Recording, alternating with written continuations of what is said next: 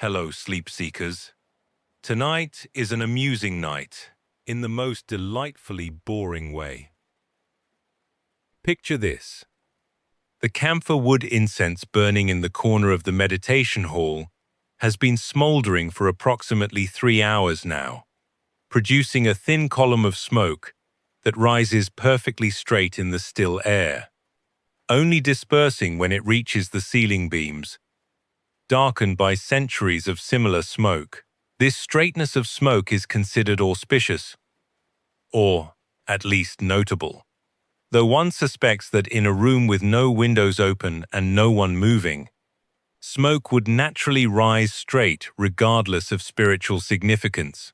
We're going to spend the next considerable while discussing Zen stories, anecdotes, koans, teaching tales, historical incidents that may or may not have actually happened, but have been repeated so many times.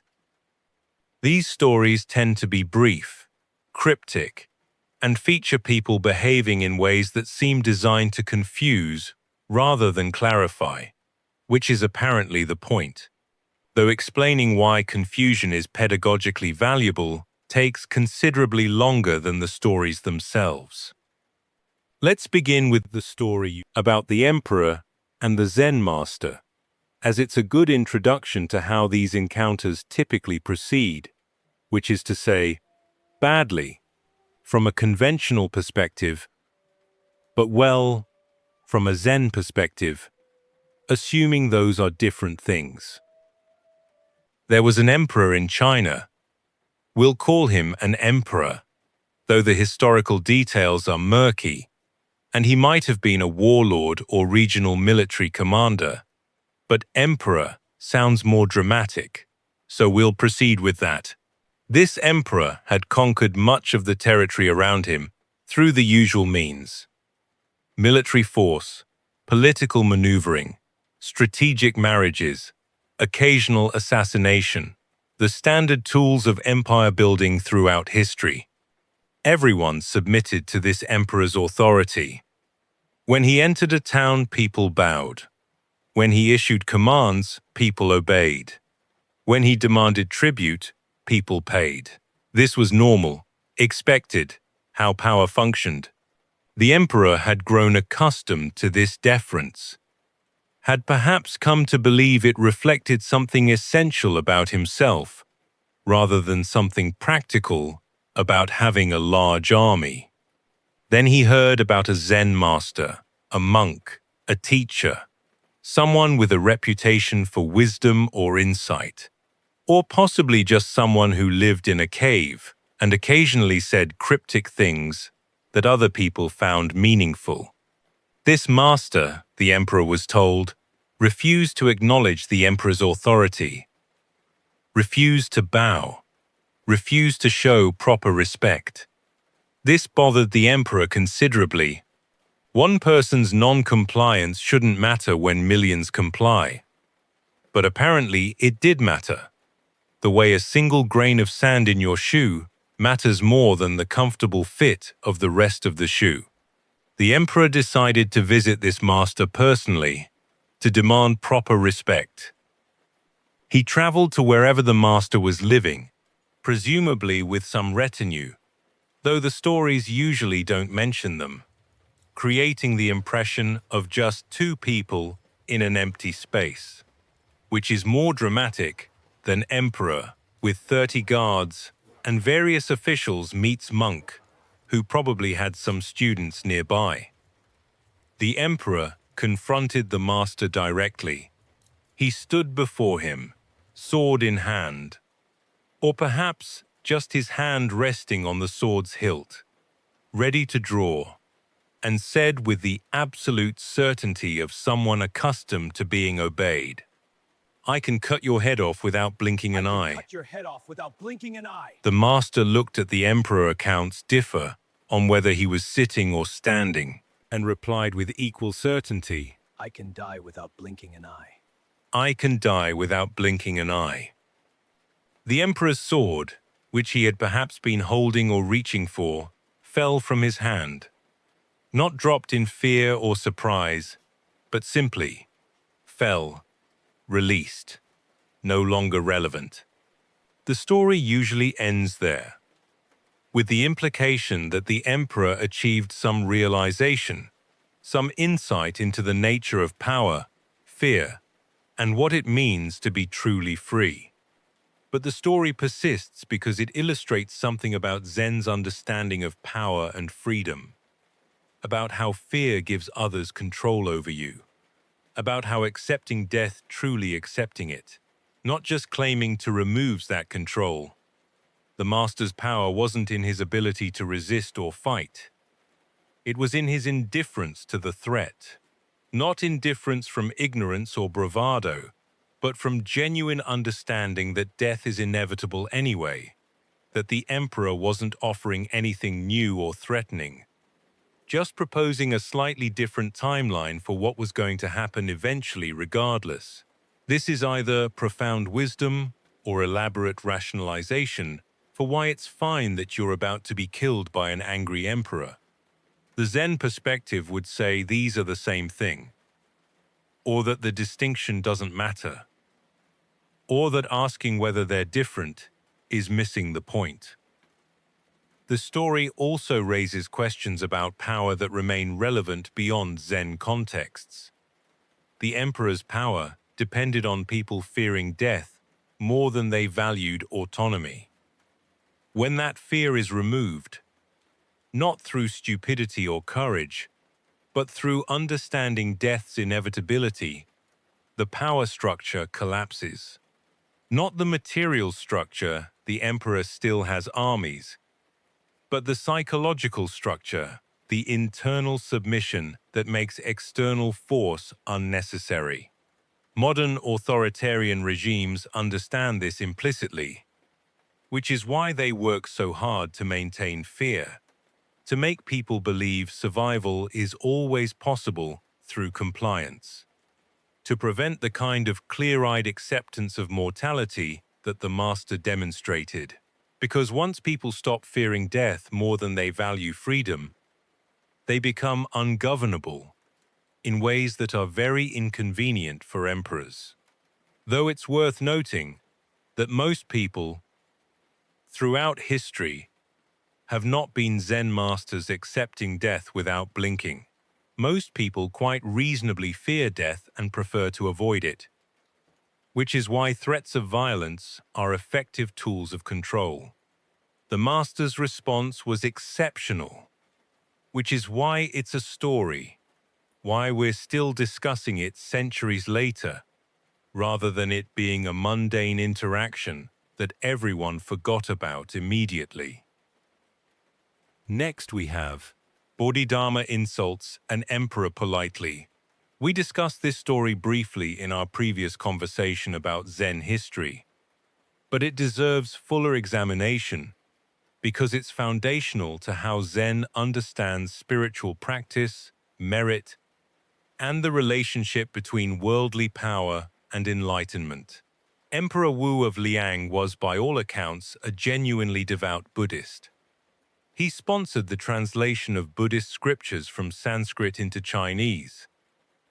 He supported thousands of monks, providing them with food, clothing, housing, everything needed for their practice.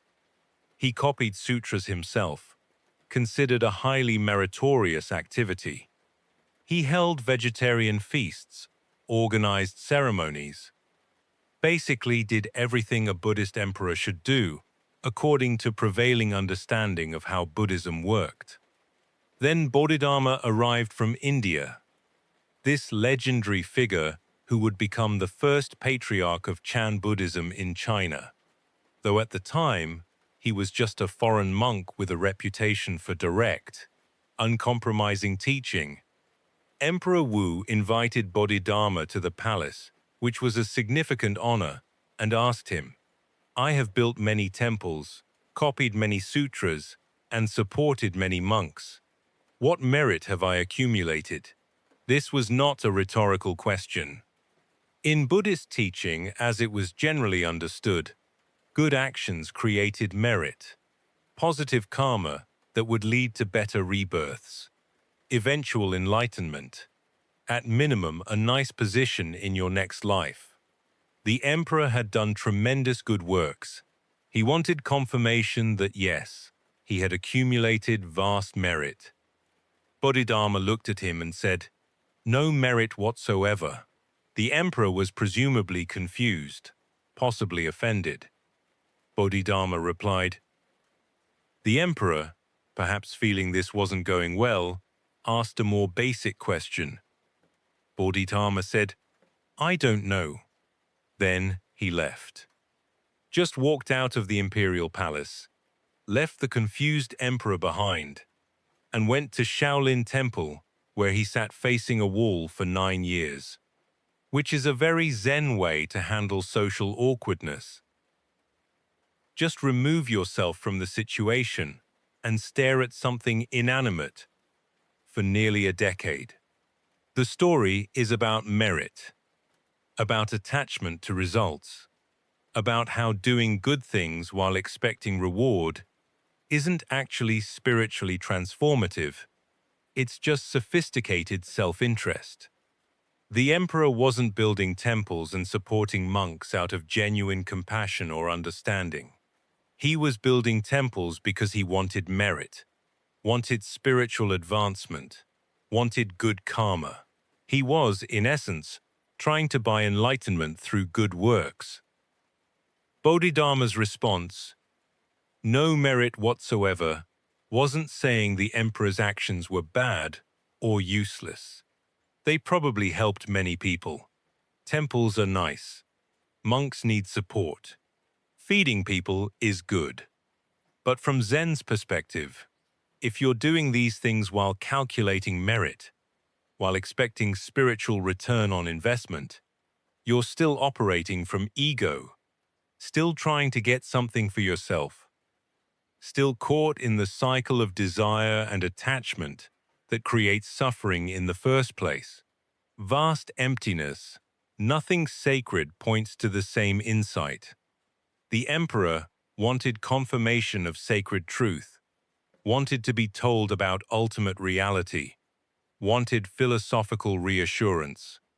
Bodhidharma's response cuts through all that. There's no sacred thing you can possess, no ultimate truth you can grasp like an object, nothing to hold on to. Just emptiness, not as nihilistic absence, but as open, ungraspable reality that can't be captured in concepts or achieved through accumulating merit. "I don't know" is perhaps the most important response. The emperor wanted to know who Bodhidharma was. What's your authority? What's your position? Why should I listen to you? Bodhidharma refuses to claim identity, status, or authority.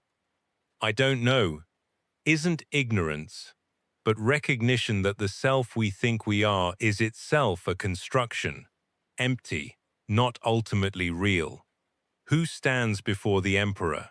Just this person, in this moment. Whether the historical Emperor Wu understood any of this is unclear. The earliest versions of this story appear centuries after Bodhidharma's death.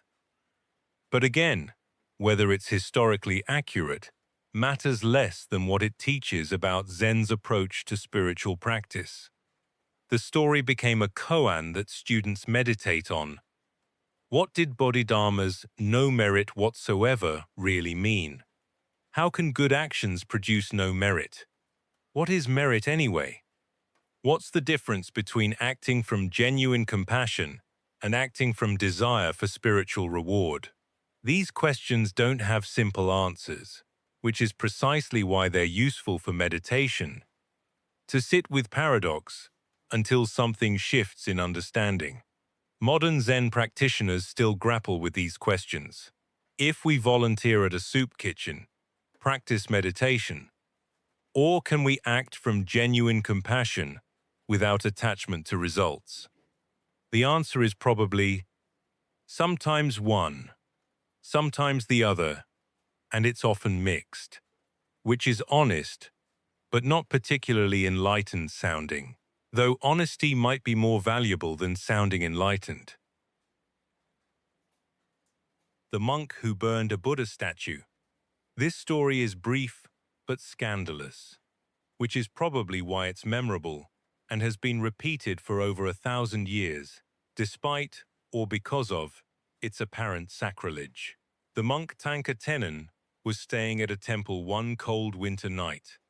This is during China's Tang dynasty, probably 8th or 9th century, as central heating wouldn't be invented for another millennium or so, and monks were supposed to endure discomfort as part of their practice.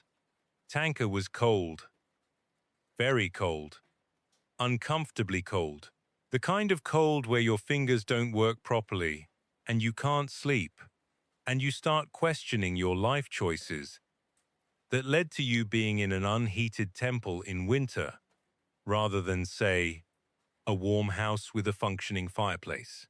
He looked around for something to burn.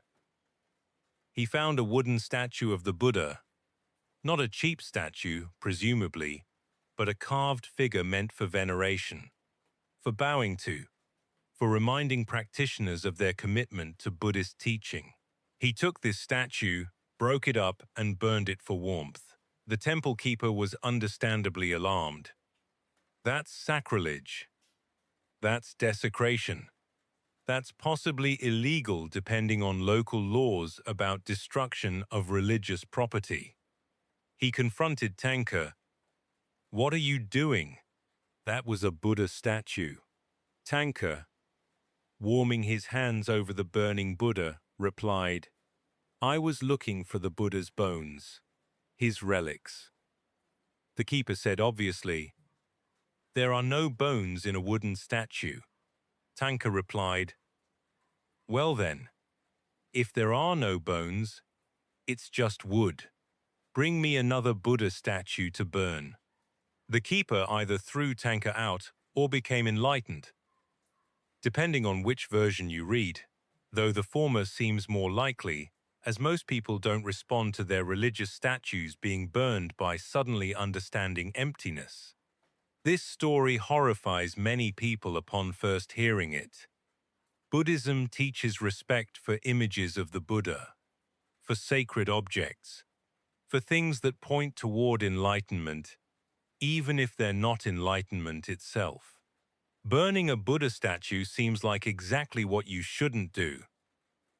But Zen's point, or at least the point of this story, is about not confusing the symbol with what it symbolizes. The statue is wood, carved into a particular shape. It's not actually the Buddha.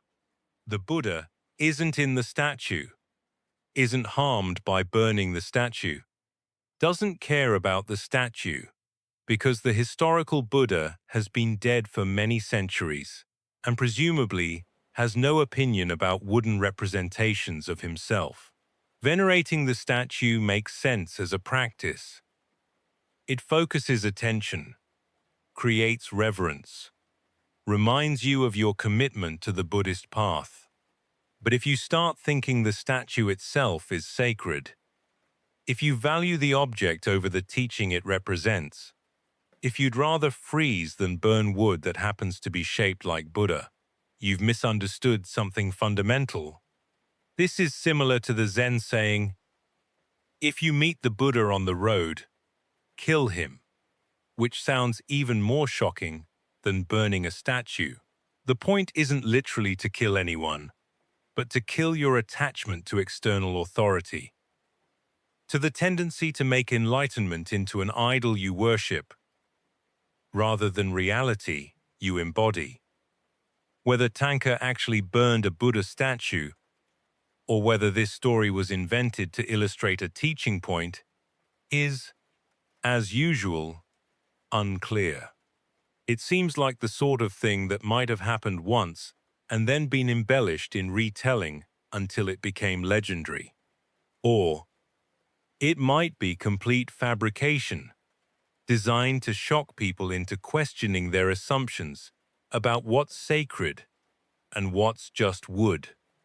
The story also raises practical questions that the philosophical interpretation glosses over. If you burn the Buddha statue tonight, Do you have any wood to burn tomorrow night? What about next winter? Destroying religious art for temporary warmth seems short-sighted, even if it makes a philosophical point. Most religious traditions, including Buddhism, have produced beautiful art objects. Statues, paintings, carvings that have aesthetic and cultural value beyond their religious function. Burning them might be philosophically consistent with non-attachment, but also seems wasteful and destructive in ways that aren't actually necessary. Perhaps the story works better as thought experiment than practical guidance. Would you burn a Buddha statue if you were genuinely freezing? If you wouldn't, why not? Is it respect for the Buddha's teaching, or attachment to an object? These questions don't have obvious answers, which is why the story persists.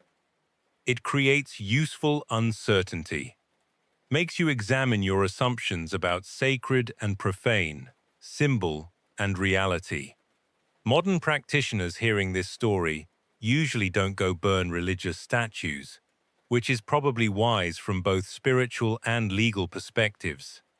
But the principle not confusing the symbol with what it symbolizes, not letting reverence for objects eclipse direct experience of reality, remains relevant. We can appreciate sacred art without making it into an idol. We can use religious symbols skillfully without being enslaved by them. And if we're genuinely freezing and have no other option, well, the Buddha probably would have understood. And naturally comes next.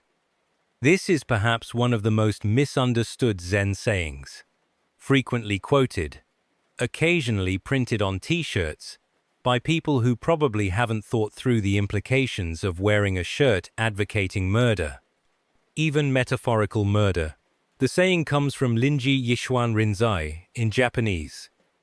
The 9th century Chan master we've mentioned before, the one famous for shouting at students and generally being confrontational in ways that would probably get you fired from any modern teaching position. Rinji said many provocative things, but this particular statement has outlived most of them. If you meet an arhat, kill the arhat. If you meet your parents, kill your parents. The full quote is actually more extensive and more disturbing if taken literally, which is precisely why it's important to understand it's not meant literally, or at least one hopes it's not meant literally, though with Rinji you can never be entirely certain.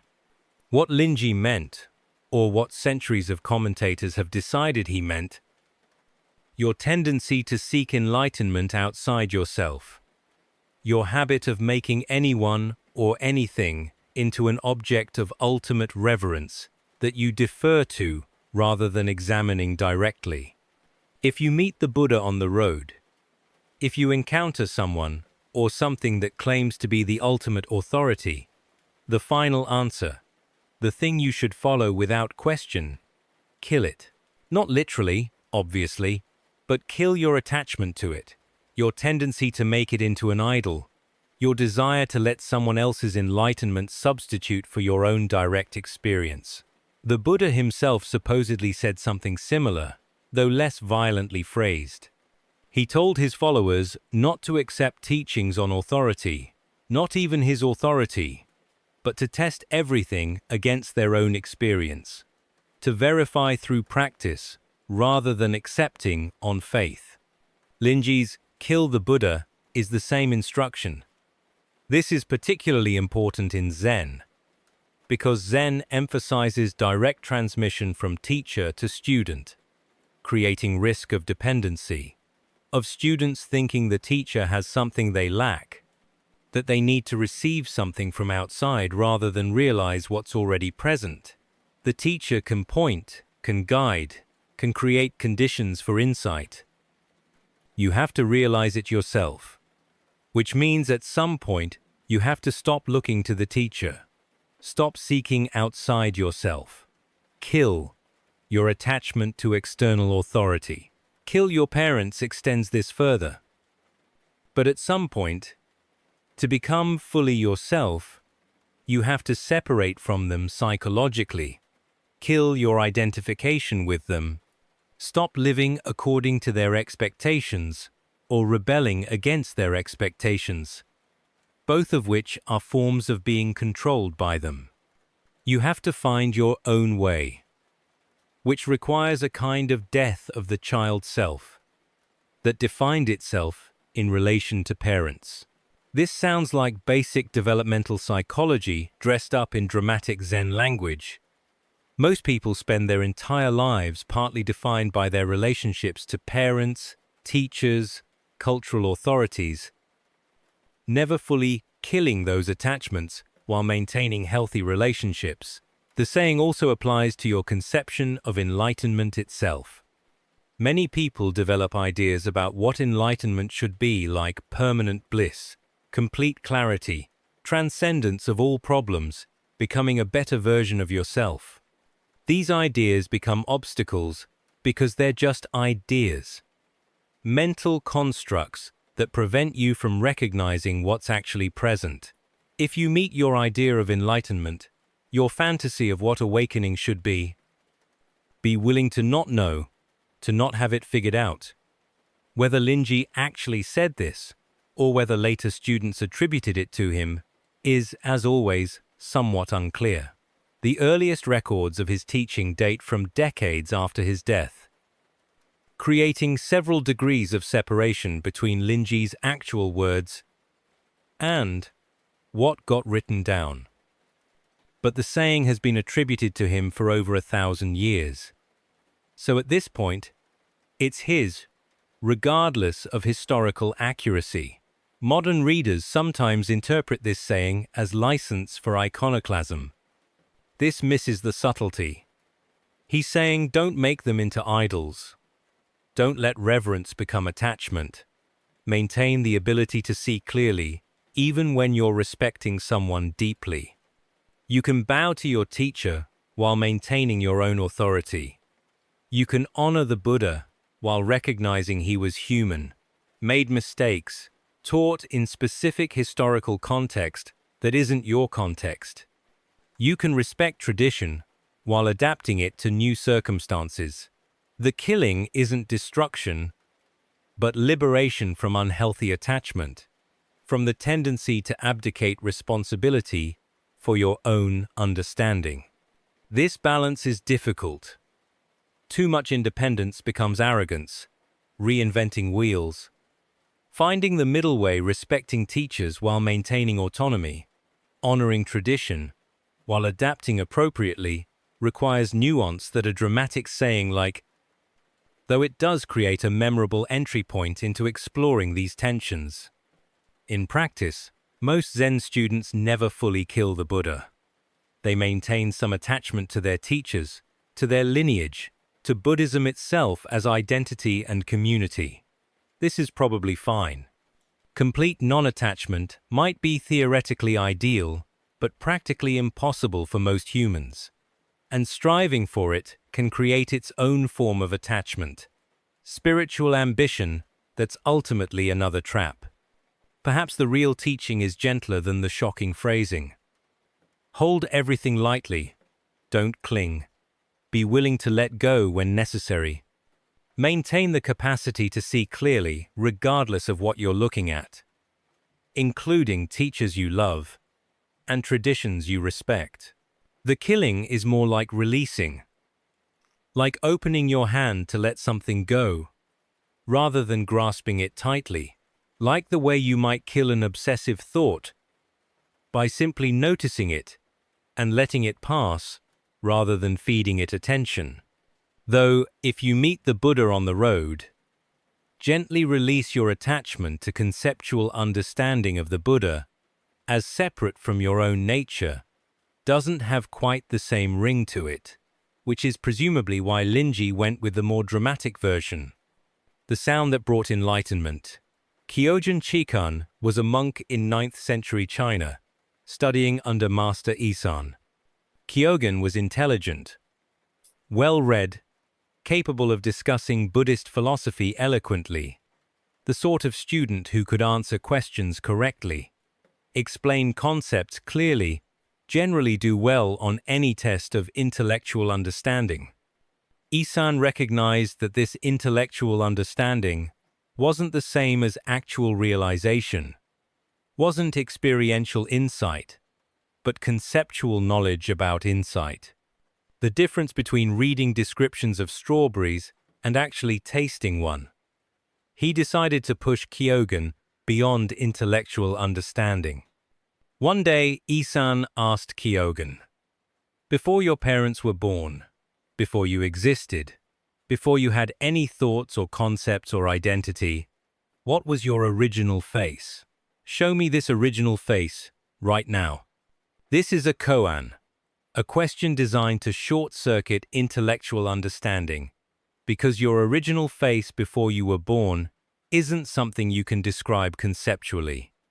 It's not an idea or image, but something more fundamental, something you are rather than something you have. Kyogen tried to answer intellectually. Isan rejected each answer. "That's not it. That's just words, just concepts. Show me your original face directly." Kyogen went through all his learning, all the texts he'd memorized, all the philosophical frameworks he'd mastered, trying to find the answer. Finally, exhausted and frustrated, Kyogen said, "Please just tell me the answer." Isan refused. "If I tell you, it will be my understanding, not yours. Later you would resent me for it. You must find this yourself." Kyogen gave up. He burned his books. Or at least this is what the story claims, though burning books seems excessive, and he might have just put them away. But burned his books is more dramatic and left the monastery. He decided he was incapable of understanding Zen, that he should just be a simple monk performing rituals and ceremonies for lay people, giving up on enlightenment as something beyond his capacity. He traveled to the site where Master Nanyang had lived, found it overgrown and neglected, decided to stay there and take care of it as caretaker, maintaining the grounds, cleaning the paths, tending the small shrine. He spent his days in simple labor, sweeping, weeding, no longer striving for enlightenment, just doing the work in front of him. One day, while sweeping the path, his broom struck a small stone, sent it flying through the air. The stone hit a bamboo stalk with a sharp, clear sound, "Tok." And in that moment, Kyogen realized his original face. Not understood it intellectually, not figured it out philosophically, but directly recognized it in the sound of stone striking bamboo, in that brief, clear, empty moment. He immediately went inside, washed, lit incense, bowed toward his teacher's distant monastery. "One strike has made me forget all I knew. No need now for discipline and training. In every moment I express the ancient way, and never fall into quietness and depression. Wherever I walk, no traces are left, and my senses are not fettered by rules of conduct. Everywhere, those who have attained to truth all declare this to be of highest action." The poem is interesting partly for what it claims, that his realization made previous learning and training irrelevant, that he now expresses truth naturally, without effort or rules. This might be accurate description of his experience. To claim complete liberation when perhaps something genuine but partial has occurred. Later, Kyogen became a teacher himself, had students, was recognized as having genuine insight, so presumably his realization was authentic rather than delusional. Though distinguishing genuine realization from convincing delusion is notoriously difficult, perhaps impossible, from outside the person's experience. The story illustrates several Zen principles. First, intellectual understanding isn't realization. Kyogen could explain Buddhism perfectly, but hadn't actually realized what the explanations pointed toward. Second, trying too hard creates its own obstacle. Only when Kyogen gave up, stopped striving, just swept the path without spiritual ambition, did realization occur. Third, enlightenment can happen in ordinary moments through ordinary sounds. Stone hitting bamboo. Nothing special, nothing mystical, just direct experience without conceptual overlay. The story also raises questions. Did Kyogen actually become enlightened from hearing one sound? Or did years of study and practice prepare the ground so that when the sound occurred, he was ready to recognize something? The way prepared soil allows seeds to sprout when conditions are right. The story emphasizes the sudden moment, but minimizes the preparation. Many people hear stones hit bamboo without becoming enlightened.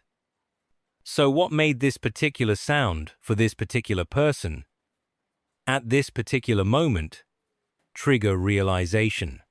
The story doesn't explain, can't explain, because if we could explain it, we could replicate it, create enlightenment factories where we throw stones at bamboo until everyone realizes their original face, which would be efficient. The sound itself wasn't special. Clear, brief, gone immediately like all sounds, all experiences, all moments. What was special was Kyogen's receptivity in that moment. His openness created by giving up, by no longer seeking, by just being present with what was happening without trying to make it into something spiritual. This creates a paradox. You have to practice, study, strive for years, then give up striving, stop seeking, just be present, at which point realization might occur, but might not. And whether it occurs doesn't depend on you. Because if it depended on you, then you'd be trying again. And trying is the obstacle.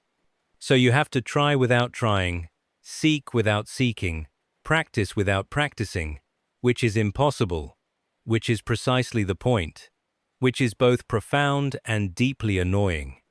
Modern practitioners sometimes try to recreate enlightenment moments, hitting stones against bamboo, listening intently for profound sounds, seeking the trigger that will bring sudden awakening. This misses the point entirely, turns spontaneous insight into technique. Though I suppose if you're going to seek enlightenment, hitting stones against bamboo is at least harmless, unlike some spiritual practices that involve fasting, extreme austerities, or giving large sums of money to questionable teachers. The takeaway, if there is one, might be: practice sincerely, then let go. Study deeply, then forget what you've learned. Seek earnestly, then stop seeking. Prepare the ground thoroughly, then stop trying to make things grow. And maybe, when you're just sweeping a path one ordinary day, something might shift, might open, might become clear in ways that all your striving couldn't accomplish. Or maybe you'll just sweep paths for decades without any dramatic realizations, which is also fine, because paths do need sweeping regardless of whether enlightenment occurs, and there's something to be said for maintaining grounds as simple practice without requiring mystical experiences to justify the effort.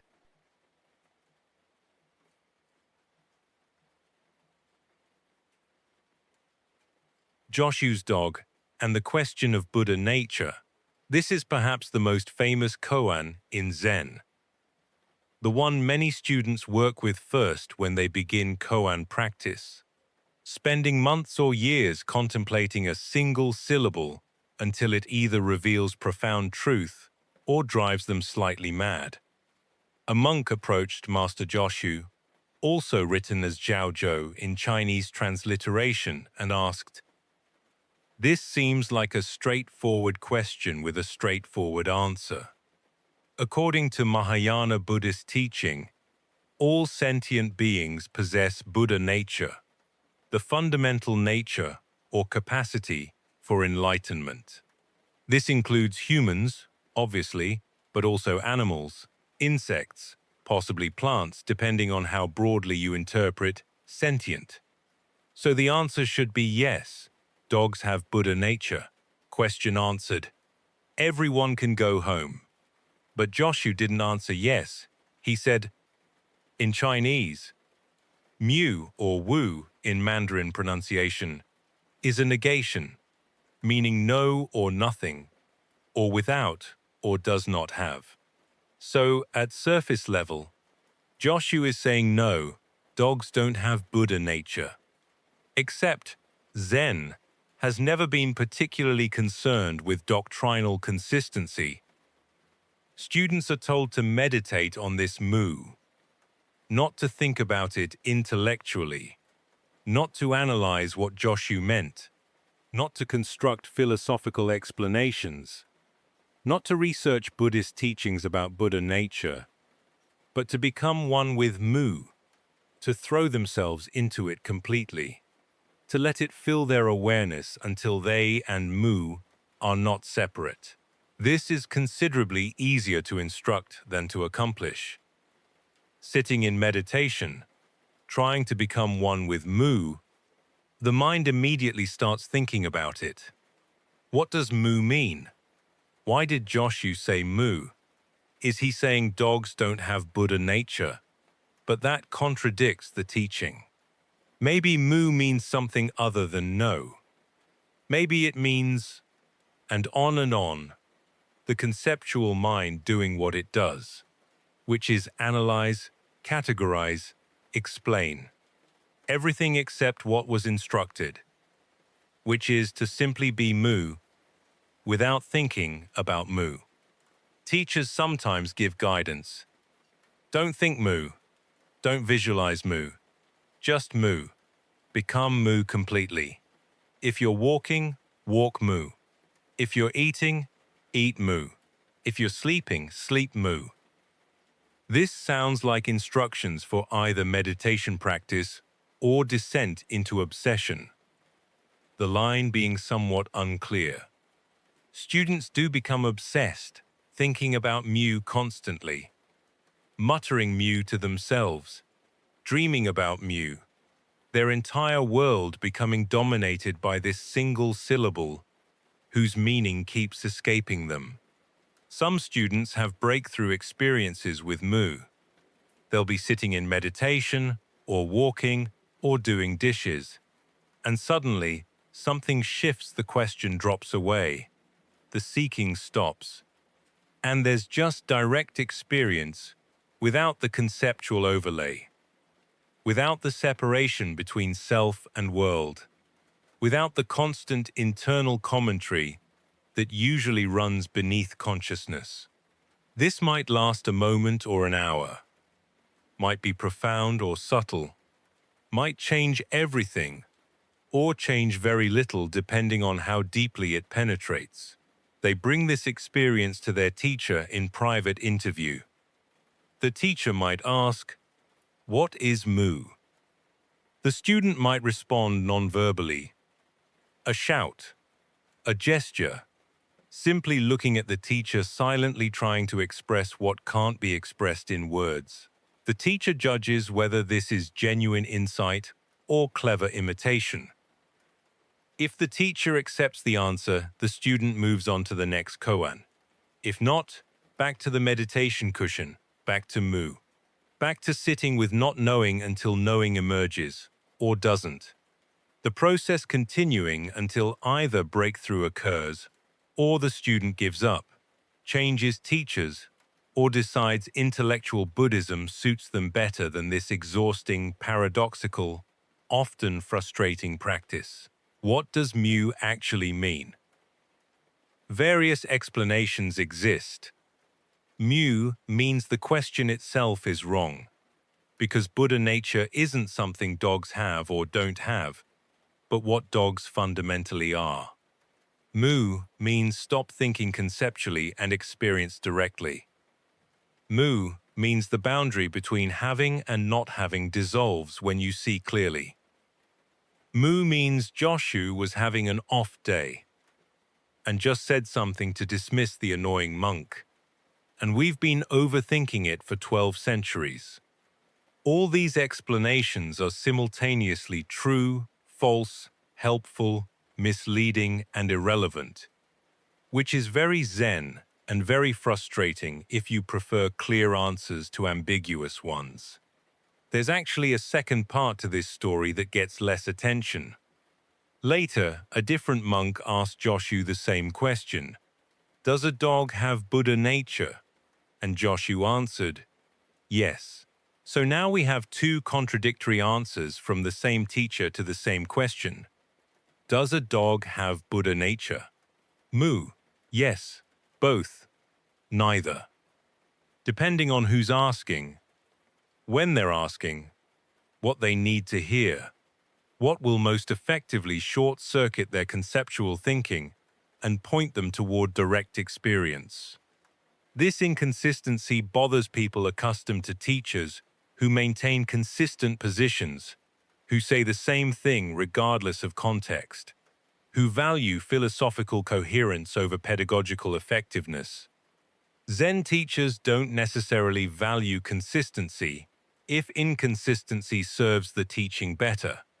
Modern students sometimes approach Mu through intellectual analysis despite instructions not to. How we've been trained to approach difficult questions since childhood.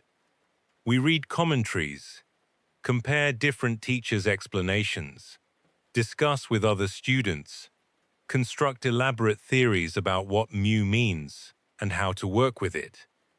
This intellectual approach is fine as preliminary exploration, as way of understanding the koan's context and significance. But eventually, it has to be abandoned. The thinking has to stop. The analysis has to give way to direct engagement that bypasses conceptual mind entirely. How to make this transition from thinking about Mu to being Mu is the actual challenge. And instructions about it tend to be unhelpful because the transition itself is the practice. The difficulty is the point. Some teachers present Mu as first of many koans in a systematic curriculum. One step in a long process of training that might take years or decades. Other teachers use Mu as complete practice in itself.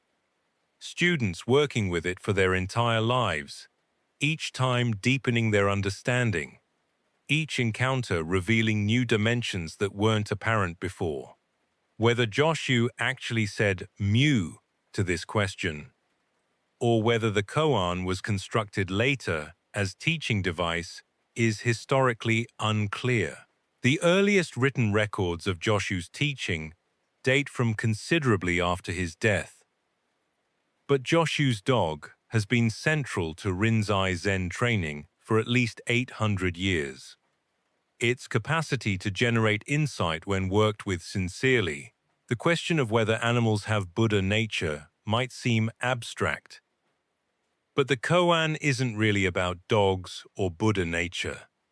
It's about how we relate to conceptual categories, how we impose intellectual frameworks on direct experience, how language and thought create apparent problems that dissolve when we stop thinking and simply experience what's actually present. Do you have Buddha nature? Do I?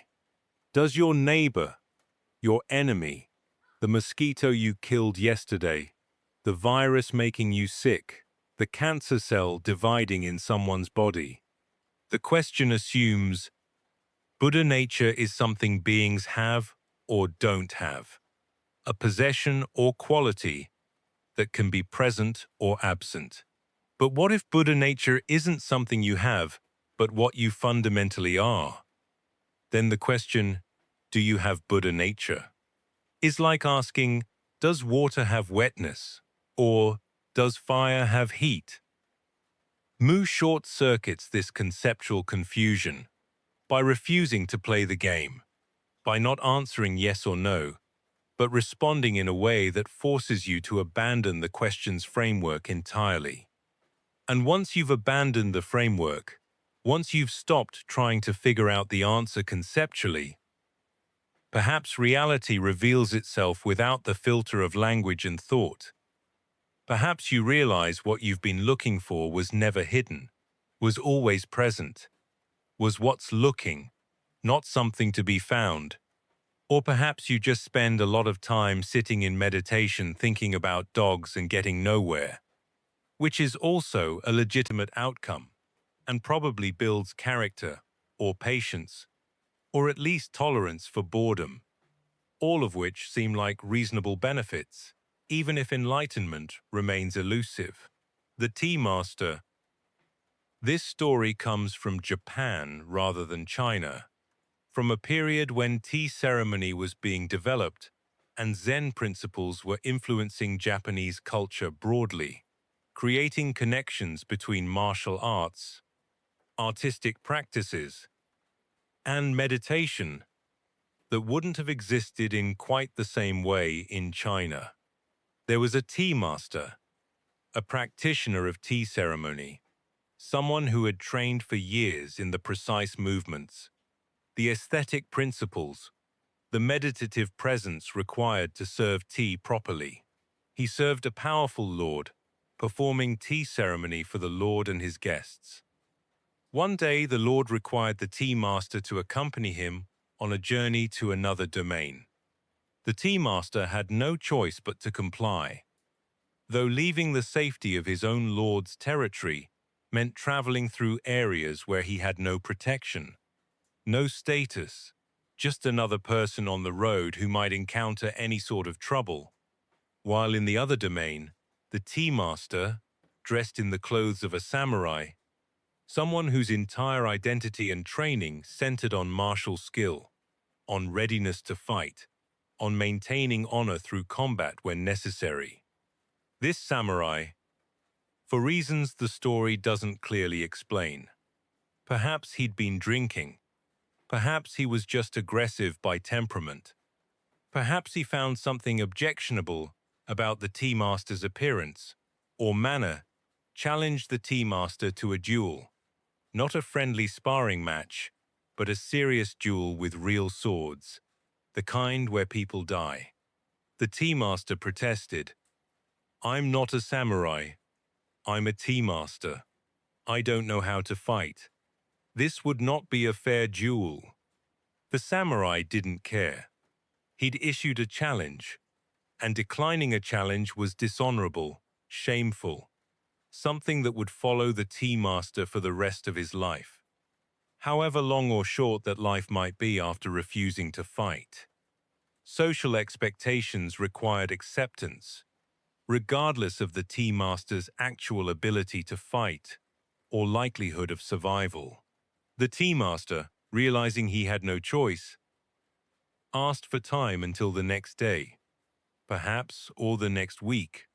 Accounts vary.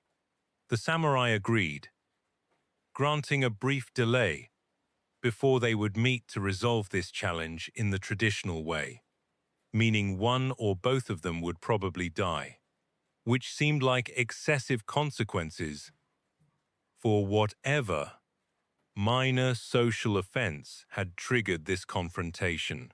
The tea master, understandably distressed, sought advice. He went to a Zen master or a sword master. Stories differ on this detail, and explained his situation. "I must fight this samurai tomorrow, but I have no skill with the sword. I will certainly die. Can you teach me something, anything that might help?" The master, whether Zen or sword master, listened to this request, thought for a moment, and said, "I cannot teach you swordsmanship in one day, but I can teach you this. When you meet the samurai tomorrow, approach him exactly as you would approach serving tea, with the same presence, the same attention, the same lack of self-consciousness. Prepare for the duel as you would prepare for tea ceremony. When the time comes to draw your sword, draw it with the same precision and mindfulness you bring to lifting the tea whisk. Face death exactly as you face your tea practice." This seems like impractical advice for someone about to be killed by an expert swordsman, but the tea master had no better options, so he accepted this teaching and prepared to meet the samurai. The next day, at the appointed time and place, the tea master appeared. He walked calmly to where the samurai waited. His mind settled into the same state he cultivated during tea ceremony, present, aware, without anxiety or self-concern, just here, now, doing what needs to be done. The samurai watched him approach, noticed something about the tea master's presence, his bearing, the quality of his attention. This was not the frightened, uncertain person from the previous day, but someone completely present, completely ready, apparently unafraid of death, moving with precision and grace that suggested mastery of some kind. The tea master and samurai bowed to each other. The tea master reached for his sword, preparing to draw it with the same mindful precision he brought to handling tea implements. The samurai watched this preparation, this complete presence without fear or hesitation, and suddenly realized he was facing not an incompetent amateur, but someone who had achieved mastery in his own domain, who brought the same quality of presence to this moment that the samurai himself brought to combat when completely settled. The samurai bowed more deeply. "I apologize for challenging you," he said. "I see now that you are a master. Please forgive my presumption. We need not fight." And they didn't fight. The tea master survived, returned home, presumably served many more bowls of tea with the same presence and precision that had saved his life. Though the story doesn't follow him beyond this encounter, leaving his future to imagination, this story illustrates several Zen principles. First, that mastery in one domain tea ceremony can transfer to another domain facing death, because the underlying quality of presence, of egoless action, of complete attention, is the same regardless of the specific activity. The tea master wasn't pretending to be a great swordsman. He simply brought his actual mastery tea ceremony to a situation requiring different skills. Second, the story demonstrates that facing death without fear is itself a kind of power, perhaps the ultimate power, echoing our first story about the emperor who couldn't kill the master willing to die. The tea master had accepted death, not from courage or resignation, but from the same acceptance he brought to each moment in tea ceremony. And this acceptance transformed him from victim to worthy opponent. Third, the story suggests that Zen practice isn't separate from daily life or practical challenges, but finds expression in all activities, all moments, all circumstances. The tea master's years of tea practice prepared him for something he'd never anticipated, and letting go of self-concern in each moment. Whether this story is historically accurate is highly questionable. It has the feeling of a teaching tale, perhaps based on some actual incident that got embellished in retelling, perhaps entirely invented to illustrate principles about mastery and presence. But its historical accuracy matters less than its effectiveness as teaching. To recognize that meditation isn't separate from life, the story also raises questions about the violence embedded in samurai culture, where honor required accepting challenges. The story treats this as normal background rather than something to critique, which reflects its origins in a culture that took these values for granted. But modern readers might find the whole setup disturbing regardless of how nicely the story resolves.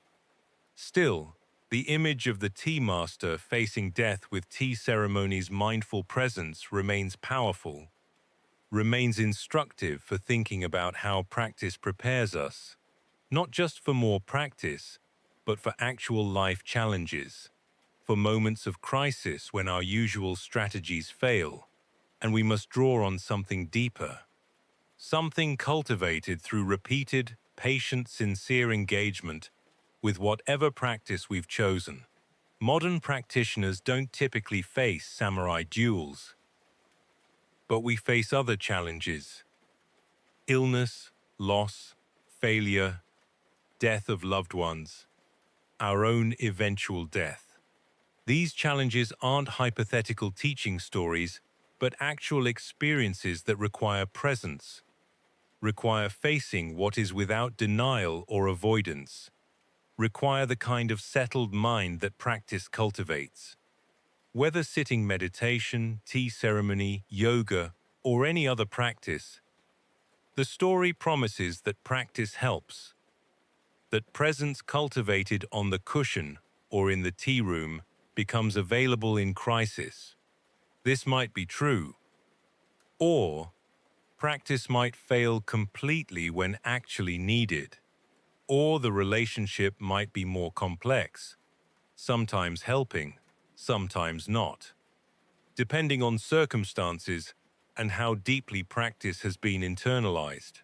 But the story persists that the hours spent in meditation or tea ceremony or whatever discipline we've chosen aren't just pleasant pastimes, but preparation for living fully, for facing difficulty with presence, for dying when that time comes without blinking an eye.